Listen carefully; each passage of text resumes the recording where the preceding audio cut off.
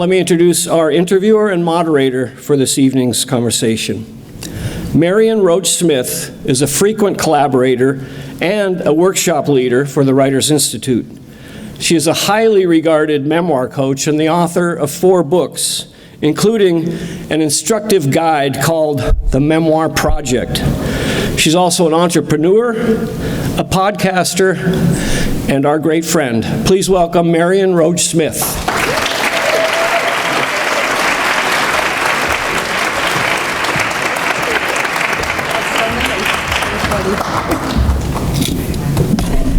Thank you, Paul. It's a joy to be here, as ever. Fame is a curious thing. If you type into Google the phrase, "How do you pronounce Porizkova?" you get a YouTube video that tells you how to pronounce the name of Paulina Porizkova, as though maybe there's no one else in the world with that last name. Think about that for a second, and the kind of fame that suggests. So I tried another kind of online experience while researching Paulina, this time creating a word cloud out of the predominant phrases in her book and the hashtags I noticed most used online. Read a certain way, it presents a timeline of someone who's been famous nearly all of her life. It goes something like this. Famous since she was 4, political pawn, refugee, teen model, bullied in her teens, swimsuit model, highest paid modeling contract in the world, rock star wife, mother, accidental actress, betrayed wife, shame, palm reader, the word still, the lady who cries on Instagram, practically penniless, no filter, pretty privilege, old and ugly, knitter, writer, pro-aging, somewhere between J-Lo and Betty White, my favorite, getting better with age, and of course, fame. Fame, she writes in her new book, No Filter, is like a bubble. The outer surface is reflective, so when people look at you, they see only themselves, and it acts as a barrier, preventing connection. Throughout her life, she says, quote, "I have always been candid. I've always been unfiltered. If you ask me a question, I'm going to answer it. I'm trying to have a conversation." So let us please welcome Paulina Porizkova for that conversation tonight.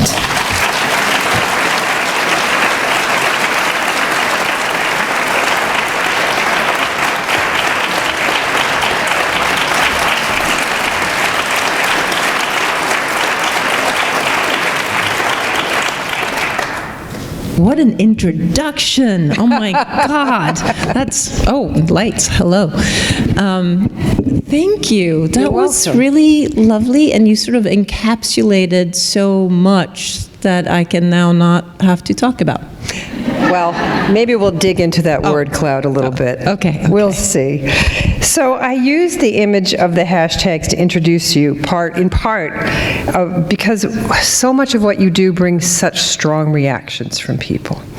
And I've been watching in the run-up and publication of your memoir, No Filter, The Good, the Bad, and the Beautiful. And one of those stronger criticisms I saw recently was a question about whether or not you're really a writer. So I thought I would administer the New York State standard certified test right here. It's a question. You only have to answer with one word. And it's this, Paulina. Are you in fact the author of 3 books from New York publishers? Yes. I think we're good.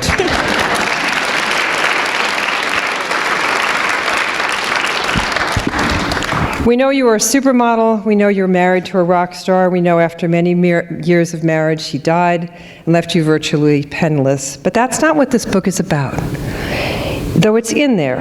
And I suspect it's not what Maria Shriver had in mind the book be about when she contacted you for her imprint. And what she had in mind when she reached out to you to write. Her imprint, if you don't know, is the open field. It has a strong brand, which is to publish books that, quote, seek to inform, ignite, inspire, and move humanity forward, one person at a time. So why did that mission appeal to you? Well, quite honestly, some parts of this are a little bit smaller than they sound when they are, recapped. So Maria Shriver actually contacted me out of the blue. I don't know Maria Shriver personally, so getting a call from Maria Shriver, I thought, what did I do? Am I a bad Democrat? Like what? But of course I was flattered, and so I got on the phone with her, and she said, I follow you on Instagram, and I really love what you're doing. And I'm starting my own imprint, and this is going to be my first year, and I would love for you to be one of my first books on my imprint. And I want you to write sort of like you write on Instagram. I want you to, write about aging and about grief and about rebuilding and sort of the second coming of age of a woman. And she sort of suggested it would be like a series of devotionals. Which I had no idea what that was. English is my fourth language. I don't get every word right. And so I sort of confused the devotionals for essays. And I thought, well, this is, and I had to write a sort of a little essay to show the publishers, Penguin Random, what the imprint is on, and to see if they actually would want to purchase it. And then I went and did a reality show in Panama, Survivor-like show with a bunch of celebrities. That nearly killed me physically. It was a really bad idea.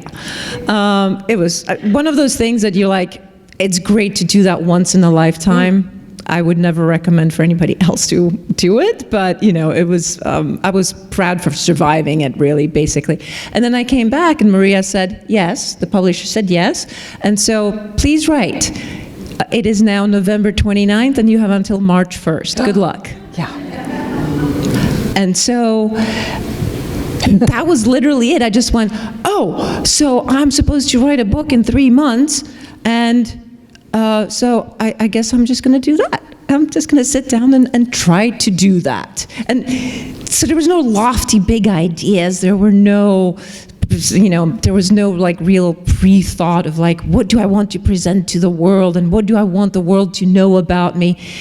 It was literally just sitting down at the typewriter with all this stuff that had been building up inside me for 2 years, after my husband's passing, and slashing my vein and letting it out on paper. Yeah. Well, it works. I think we should coin the phrase now, long-form devotionals. That's very good. Because it's written in essay form, and it works because they go from here to there. And I found that to be tremendously appealing. I could metabolize them after reading them. So I think that was a great idea. Thank you. And it was completely unpremeditated. Well, sometimes the best writing is, I think, right? Sometimes you just get lucky. And you get a deadline. And you get a deadline. Yeah, nothing like a deadline, as we say in my family. So you talk and write about the reality of how we disappear as we age.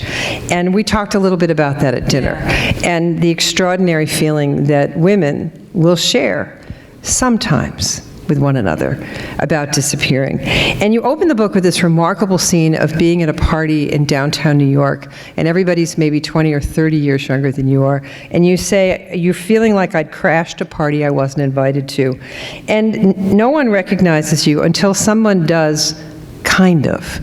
And in the book and on your social media posts, you take on anti-ageism, you take on pretty privilege, beauty, and the shaming of older women. Because of your very beauty, this riles people. Sometimes this really gets them crazy. I read some comments that you put up of a recent post, and you ran a whole page of them of negative blowback. So what are you learning from this experience of this instantaneous, as in Instagram responses, to the topics that you have chosen from a pretty good area of expertise to write about?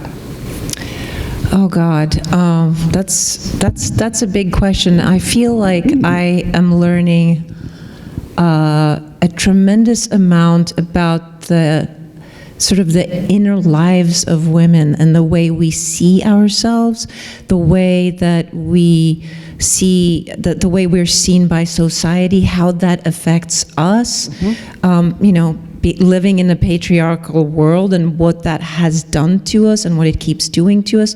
One of the things that I've been noticing a lot is, okay, so of course, I started off I was 15 when I started modeling in Paris.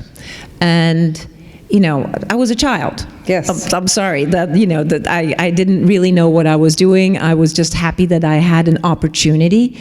And so it was working out well. So I was sticking with it. But, you know, in no way did I understand that I was somehow promoting or buying into the objectification of women. You know, you don't think about this stuff when you're 15. Right. You don't even think about it when you're 20, really. But yet, it's true that is, you know, being a model obviously does sort of buy into the idea of, I mean, even the word model, right? You're representing a woman. And at the same time as you're admired for, you know, being the perfect specimen, the model, the prototype of a woman, you're also reviled because you make other people feel bad, as though it was your decision to make other people feel bad. I think so many people don't realize that these are just young girls pulled into a job where they get incredibly remunerated for, you know, just showing up on time with clean hair. And then the rest of the job is, you know. Nice definition. Yeah. Well, that's my definition of modeling. I guess I was the somewhat reluctant model to a certain extent. Also, of course, incredibly grateful for all the things it afforded me. But that's the thing about beauty, is that it affords you pretty privilege. It's not beauty itself, right? If you have a young woman that is incredibly beautiful, but she decides to go and nurse orphans in Uganda, her beauty will be seen as, you know, she will be seen as saintly because she has, you know, she's not cashing in on this little extra gift that she was given, somewhat as if you were rich, born rich, you know, and you, oh, no, never mind the money, I will go and do good works over here. But if you use it, then somehow you've done something wrong. But yet, for example, if you use your athletic ability when you're an athlete, you are applauded. But if you use your looks to be applauded, then you are vain and horrible. Yeah, it's among the more complicated topics. There's a great line from Rilke I remember reading a million years ago, that beauty is a form of terror we're willing to bear. Yes, indeed. I think there's a terror in it. I don't know that we associate terror when we think of the beauty of nature, but then again, if we had been nicer to nature, maybe, you know. But with the subject of women and beauty, I think there's a terror involved in it. I think there's a craziness. People get pretty crazy, literally, over pretty. So what fascinates me is in this book, you took, many things about the book fascinate, but you took this idea of disappearing, this idea of aging, this idea of beauty, and you really, to me, the book is about identity and the power you get when you question who gets to define you, and how you grow into your power when you know who you are and what your territory is. Because you tell this story, yes, there's a plot with your husband and the loss, and he was older and he had the power and he got the money and all of these things, but as you turn toward understanding your identity, we turn and wonder about ours. So I really congratulate you on that. And I wonder about how you feel having worked through what has to have been amazing rage through that to get such clarity about you. That's a pretty hell of a process. I mean, you could probably teach weekends away. Yes, I shall become a self-help guru. A self-help Follow guru. me to restart your life. But it's motivated by rage to come to that kind of realization that it's about power and it's about getting your identity in your own hands. That's a hell of a transcendence, and I wonder about that, how you got there. You know what? I wonder if it really is rage, to be honest, because, all right, so I'm sorry if I get a little emotional. Don't worry, I am the crying lady of Instagram. It happens more often than not now. I felt with my husband's death, I felt like I had, I was standing in my house in a place that I knew well and that had been safe, and somebody handed me a grenade. And it just blew my house up, and it blew up everything I knew and everything I had worked for and everything I was familiar with. It stripped me bare. I had no clothes. I was standing naked in wreckage. And so then what do you do? What do you do? Of course, me being a reader, the first thing I did was turn to books and see if I could find some sort of a roadmap for what happens next. And it sort of turned out that there was not a whole lot of roadmaps for people who were naked in wreckage, wondering what the hell they're supposed to do next. But and then to add, and these books also, by the way, told me that I should go out and, grieving books. No, there was not too many books written on grief and betrayal at the same time. Not a whole lot of literature on that. So just take grief, and grief books will advise you, the Buddhist theme, just feel your pain, trace it, see where it sits, see how it feels, which actually can be kind of helpful to get you out of immediate pain. And then everybody tells you to distract yourself. Go out with your friends, just have a coffee, sit with somebody and let them hold your hand and cry. What do you do when there's also a worldwide pandemic that shuts the world and you cannot see anybody, and you're just sitting in your house by yourself with your pain? And so I think this is to sort of get back to what you were asking me, which was, I had to start crawling around and look for pieces that I could build something new with, build my new abode. And it was pretty slow going at first. And I don't think I had it in me to even feel rage. I think I was just so devastated and so stricken and so shocked that rage was not one of the tools I used to rebuild the foundations for my new house.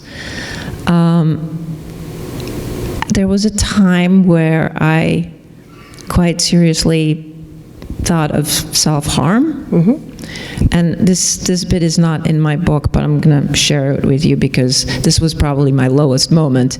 It was, COVID. I had to sell my house in New York because I didn't have any money. Of course, took a huge loss because I'm selling a house in a city where everybody's dying, so it's not like prime property.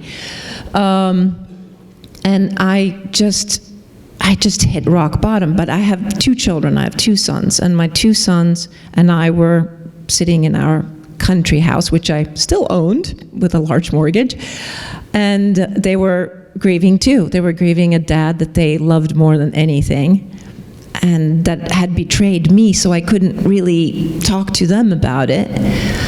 And I thought, I don't know that I can do this anymore. And at this point, a friend of mine called and said, "How are you doing?" And I said, I'm afraid. I'm really afraid. And I can't check into like a depression clinic or a rehab because it's COVID, so everything's closed.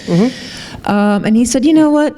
Come to Costa Rica." He had some properties in Costa Rica. He said, "Come to Costa Rica, get some sunlight, bring your boys, you'll spend a month here and you might still feel sad, but you'll be sad in a nice place.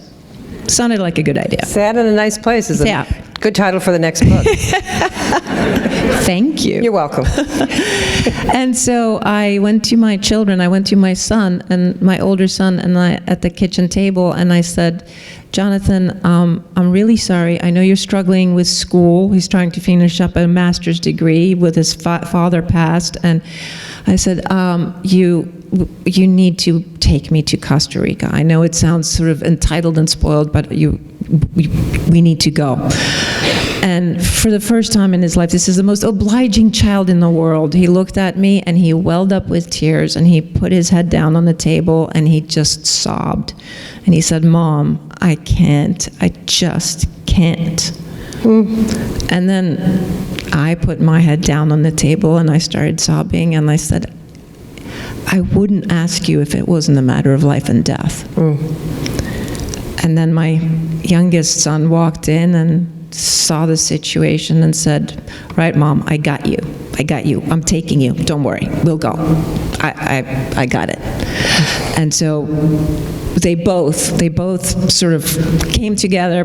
We got our tickets like the next day. This is heavy duty COVID. The airports are like half closed. There's almost no flights going out. We managed to get on the flight. Everything's really confused and nobody knows where anybody's going and how long it's taking and everything is messed up. And we get on the plane and we sit there for 6 hours and we get down into the airport in Costa Rica and I'm like, okay, now peace. And I walk through passport control and the guy looks at my passport and goes, lady, you can't come in, your passport's expired. And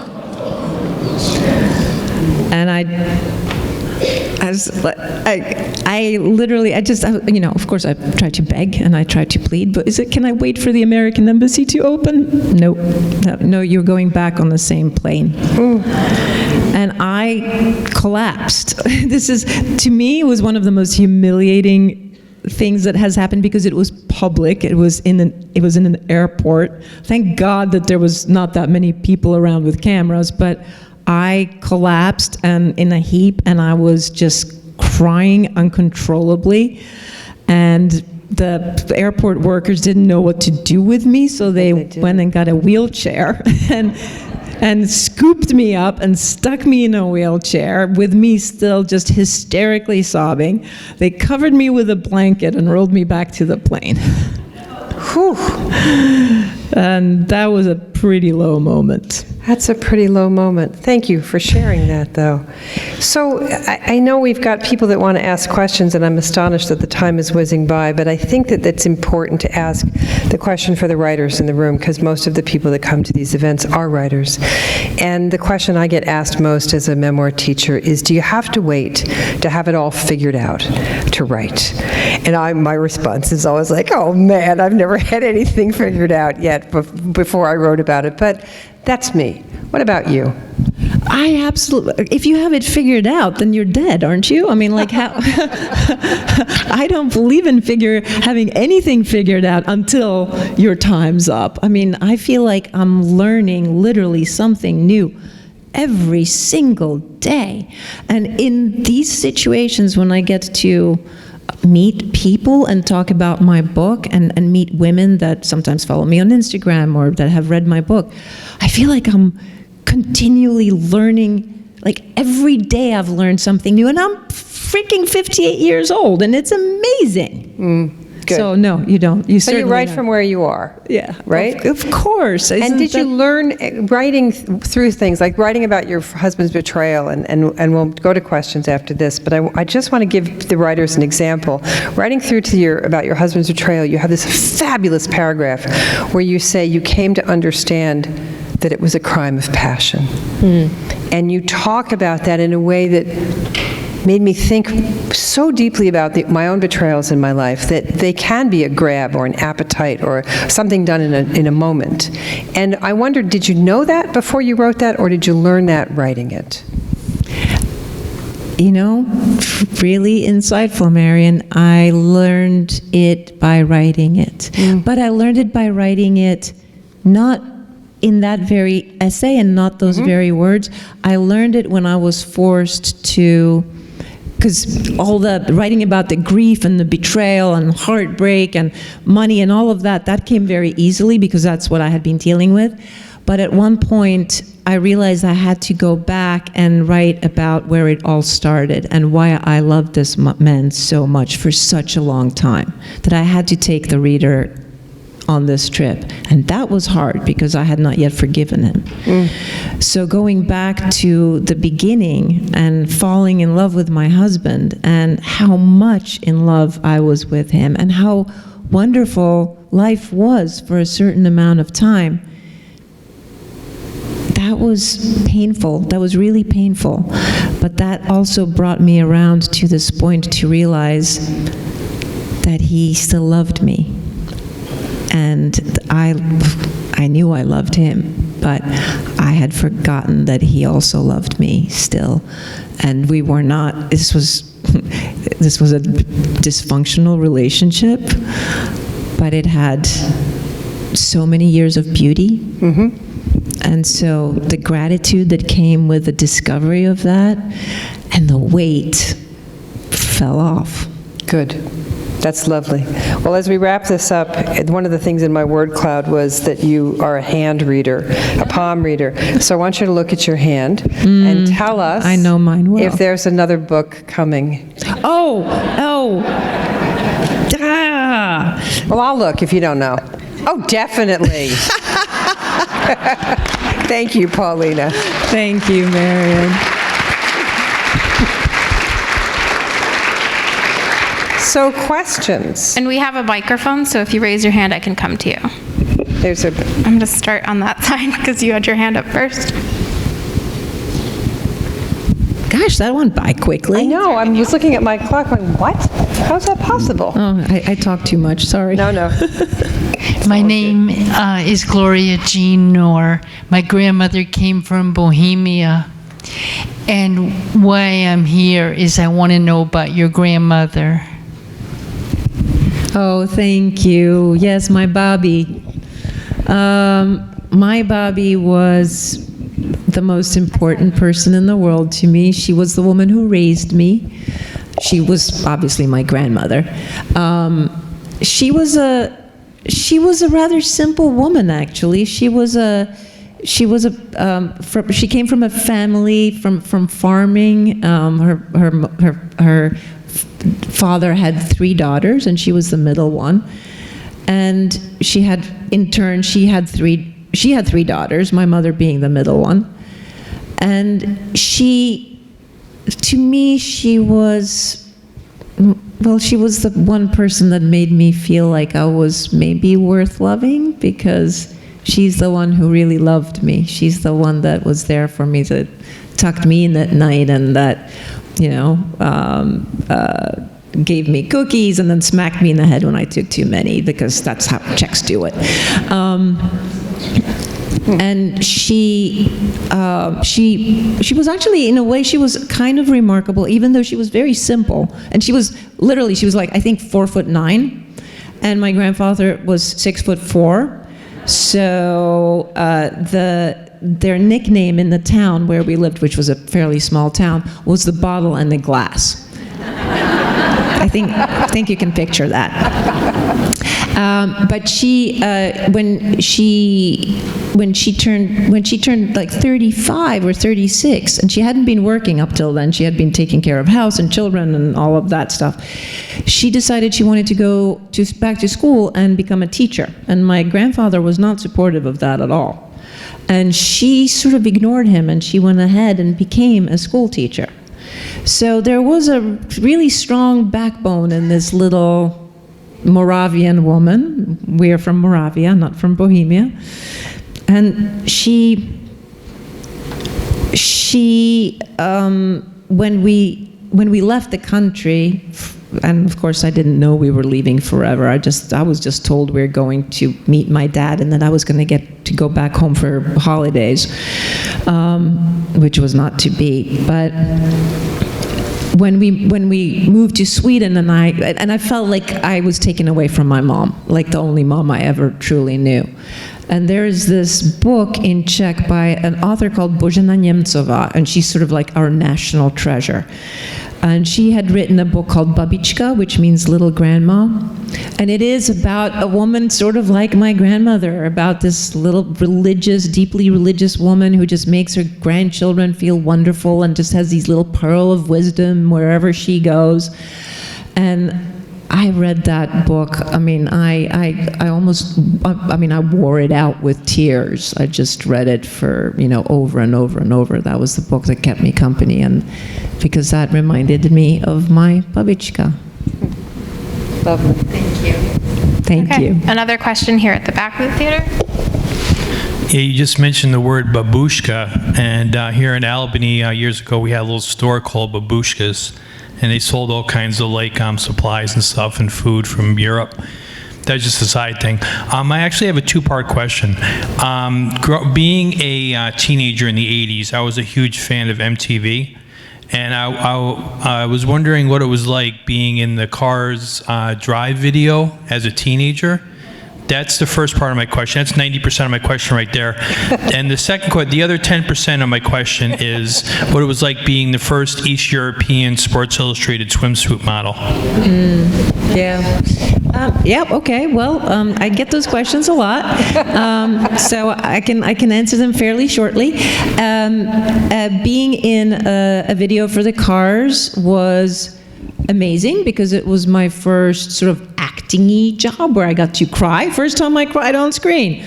And also I met my husband. And it was love at first sight. So that video for the song Drive was incredibly meaningful to me, and it still is, because that is literally when I saw my husband for the first time and fell in love. And how does it feel to be the first European on the cover of Sports Illustrated? I bet you it's not that different from being an American on the cover of Sports Illustrated. Since I don't have an opposite experience, I can only say that it felt pretty good. Hi, Paulina. I want to say ahoy. Ahoy. My father was born in Prague, and my father's passed, but my mother was very curious to see you, but she couldn't come, so I'm sort of here on her behalf. I did not want to ask a Czech-related question, but wanted to actually ask about your writing and your process, and to see if you do keep a journal or a diary that you will go back to as you're writing about historical events, like you were talking about going back and sort of having to remind yourself of those times when you and Ric were deeply, deeply in love in order to kind of write through that? Or did you just kind of approach it kind of somatically, like from memory, and just like feel your way through it that way? So I was just kind of, from a process perspective, like how did you approach that? That's a really good question. It's the first time I've been asked this one. Thank you.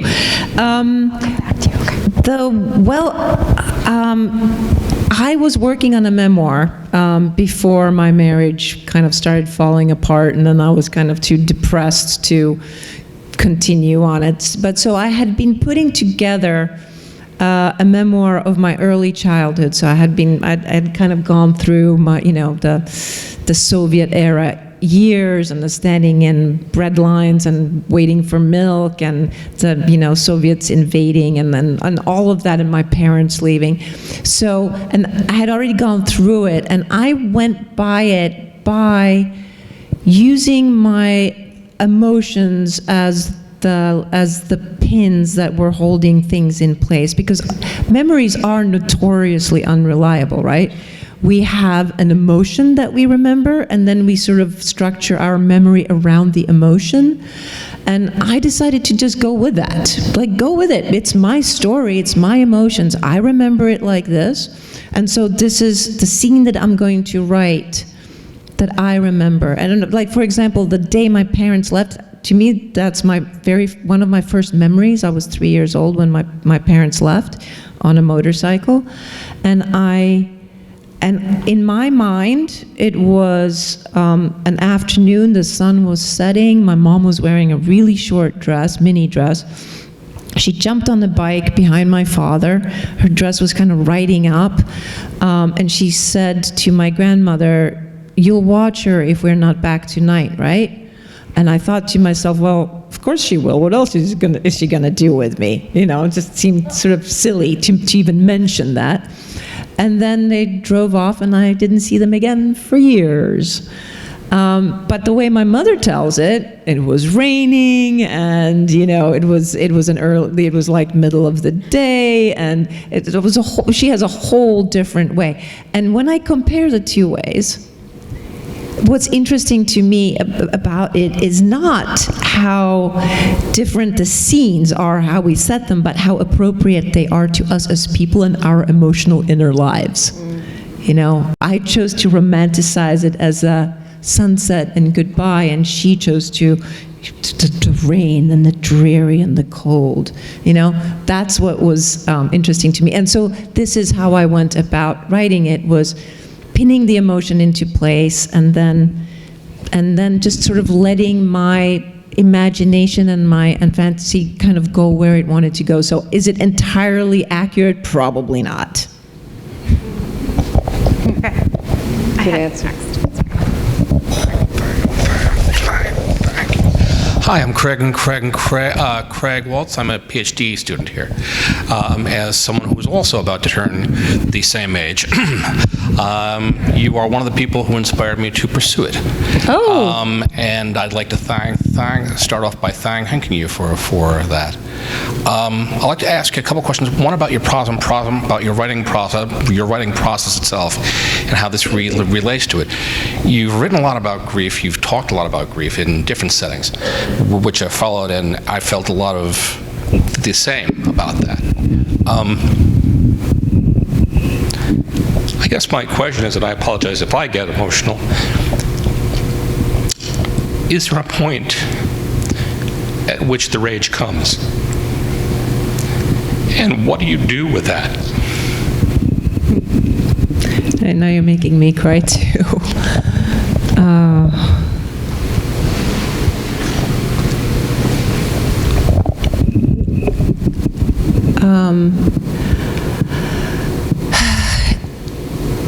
I think for me, I think I'm afraid of rage. I think this goes back to how you were shaped as a child and how I was shaped as a child. And I learned that rage is a very dangerous thing. My mother would fly into these hideous, hideous rages and beat me and like not even be able to see me. You know, she would kick me in the head. She would do really awful things, and she wouldn't even remember it. And so rage to me is such dangerous territory that I'm not sure if I've even let myself go there quite. And maybe I should. I'll just go crazy right now. I'm gonna get her and then go to the other side. But yeah, I think there's a lot of women that I think a lot of us are afraid of rage, and especially if we've witnessed rage in our childhoods, where either you take it on and you become the rageful person, or you just really shy away from it. And so, I don't know. How about you? I have pretty much the same situation. My mom was great, but I always felt that it was someplace that. I'm sorry. We were taught that it was someplace that we don't go.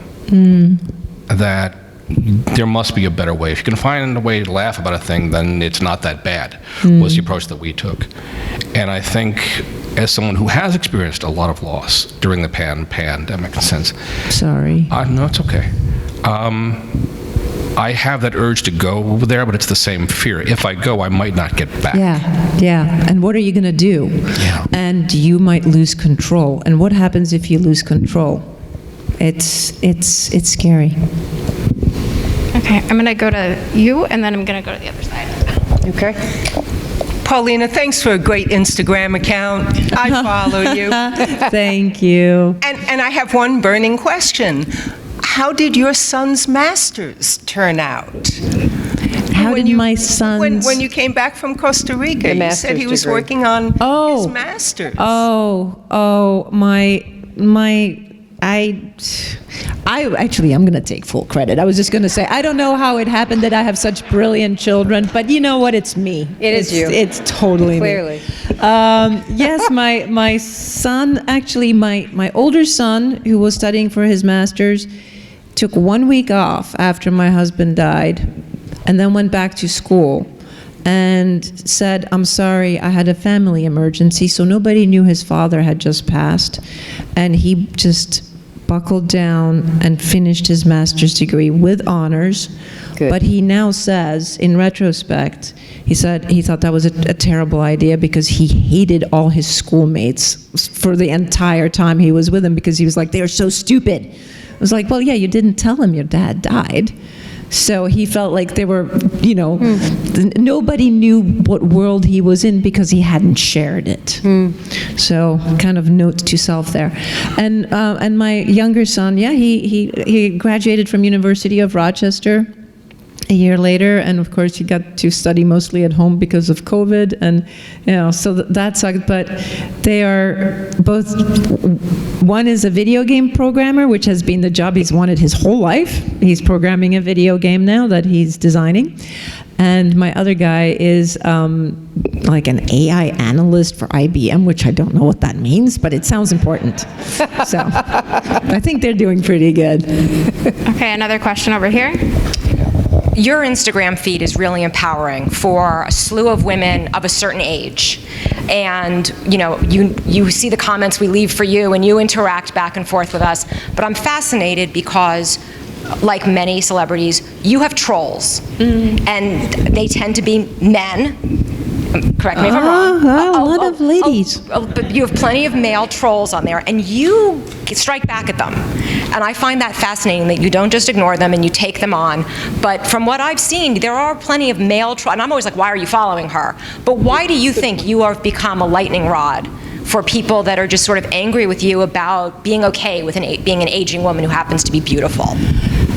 Thank you for asking that. I don't think I'm a lightning rod. I think I am just your regular run-of-the-mill, celebrity, some blah, who's in the public eye. And if you are in the public eye, you will invariably get trolled. I mean, that it comes with the territory. When I was a, famous political refugee kid, half the class would call me stinky communist, and the other half would, give me free sandwiches. So it's being in the public eye. You can't avoid people taking out their ideas and assumptions on you, just like Marion read from my book about, the fame being kind of a bubble where you see yourself reflected. So they're just reflecting their assumptions off of me. And actually, by the way, thank you for sticking up for me on Instagram and calling it out. You are willing to respond back to that. I am willing to respond to certain ill-meaning people, which is I don't respond. Like, actually, you know what? The comments that bother me the most are guys going, "You're still hot, I'd still do you." Lucky girl. Right? Yeah. Wow. Because apparently my only requirement for a mate is that he'd do me. That I find offensive. When they come in with, you're too skinny, and and you have money and you do surgery, and so you look like you look because you're not real and you don't represent me, and all of that stuff.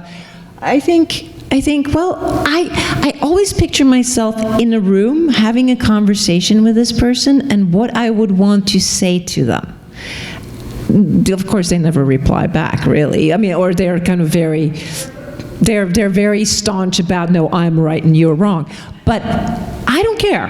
For me, that should be a conversation. If you disagree with what I'm doing, and you have a point of view that is unlike mine, why shouldn't I listen? I find it interesting. I might disagree with you too, but then sometimes, like I've gotten an entire essay in my book out of a mean comment on Instagram. It starts with just that. I think I learn more from the trolls than I do from the well-wishers, but I love the well-wishers much better. Oh, hold on.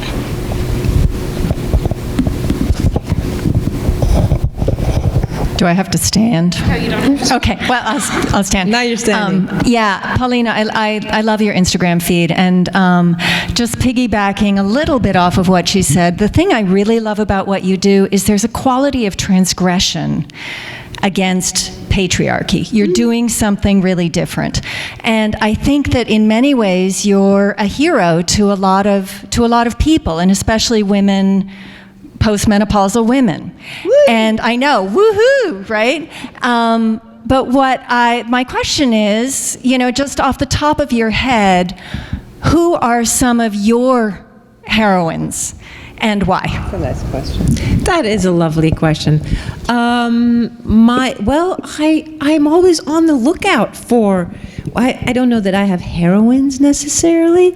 I have people that inspire me, women that inspire me, and they're invariably a little bit further along on the aging track than I am, because that's kind of, I'm looking to them to see where else can I go? Where do I go next, right? And a lot of them are not necessarily famous. There's a bunch of Instagram influencers. There's two women on Instagram that are both in the 60s. No, one is in the 60s and one is I think in her 80s. That work out really hard and have these incredible bodies, and they're really proud showing them off and saying, "Hey, no, you don't have to, you don't have to be." Feel old, and you can be your best you at any age, and that always inspires me. I actually take a lot of inspiration from that. And then I look for women that I feel like mirror myself a little bit in looks, that they haven't really used a lot of things to make themselves look younger for confidence reason, although I completely understand it and I do not condone it in any way. But I really love Naomi Watts, who's doing a lot for menopausal women. She's running a company on it now, but she's preaching what she believes in, and she when I see her on the screen, and she's my age, I think, oh, how beautiful she is. She has the same lines as I do, and she has the little, the little slack eyelid a little bit and a little bit under here, and I think, oh, it looks so hot on her. I hope maybe I hope somebody looks at me the same way that I'm looking at her, Well, thank you, and that's the way I see you too. Hi, Paulina. Hi. I'm a women's health nurse practitioner, so I see women every day in my job and talk with women about menopause. So I was curious if you could describe a little bit what you went through with menopause, either the difficulties or the changes or what you learned, to connect with us on that level. You know what, I would, if I could talk about menopause with authority, you bet I would, because I think this is a big thing for all of us, and it really needs to be discussed, and it needs to be aired out, and no, we don't die after menopause, and no, we still want sex after menopause. I'm sorry, all of that stuff is bull. The problem is that I went through menopause at exactly the same time as my husband died. So I have no idea what is what. And so I really can't tell what was grief, what was betrayal, what was heartbreak, what was menopause, what was financial worry. Let's just say it wasn't a good time. So I hope everybody's menopause is a little easier than that. All right, we're going to take a few more. Do you think that trans and non-binary people going into women's modeling, do you think that they would be, can be, as successful as you have been in your career? I have zero authority on that question, whether they could be as successful. I have seen transgendered women, models that I think are unbelievably beautiful, and why shouldn't they? But again, my level of success was specific to a time, and times have changed. It's a different world out there.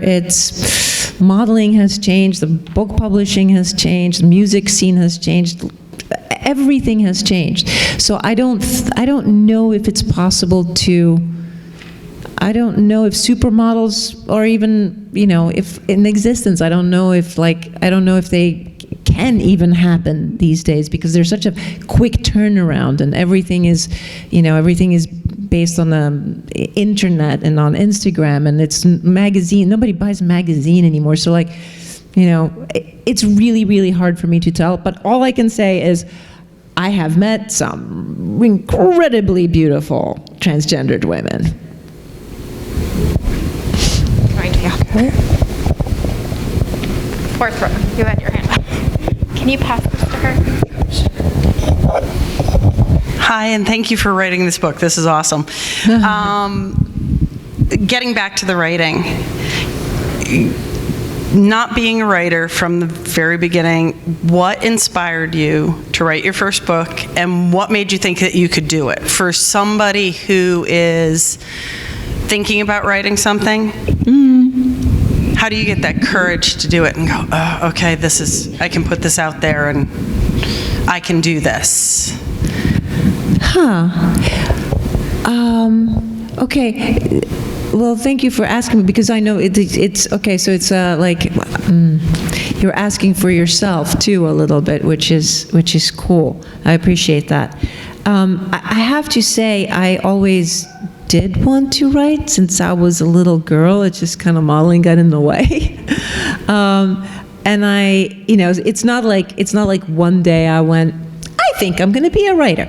I wrote little plays when I was in school that I would put on, and I always had an A in Swedish, which wasn't super helpful here. So I always thought, and in my book there's a little essay about going to psychics and looking for light, and this psychic that I met in Paris when I was 17, and I went to see her because I wanted to know about this dumb guy that I had a crush on, 17. I'm like, will I ever see Simon again? And she's like, yeah, whatever, Simon Schmeiman, who cares? And then she ended up saying something about, she's like, I see you being very successful, I see you doing some movies, but you're going to end up writing books. And I remember thinking at 17, oh, fuck, I'm going to be like an old lady writer. Like, that did not sound glamorous at 17. Here I am, old lady writer. But actually sitting down and buckling and then going, okay, you know what? I've always loved to write. I've always loved to read, and I'm going to do it now. I think it was just me getting a little bit of time, enough time so that I could actually do. If you're working full time and you have kids and you're trying to go to the gym and you're trying to cook dinner and where are you going to find the time, right? Not everybody can be J.K. Rowling. So I kind of had to wait until my schedule allowed me so that I could actually focus on it a little bit more. But I've always, written, and it's not necessarily journals. I don't do journals. I'll just write fragments of thought and things I think about, and now they end up on Instagram, so it's great because I have instant, replies to it. But yeah, I think it's just about. And also, I've never been afraid of a challenge, so I challenge myself all the time. I mean, I'm like the world's biggest anxiety wreck, and the way I go about it is I go, are you going to let anxiety win today? No. I'm not going to let it win over me. And that's kind of like, that's like almost like the writing thing. Like, are you gonna be lazy today? No. I'm not gonna let laziness win. It's like, I'm gonna challenge myself to do it, and then I have to do it because I have to win.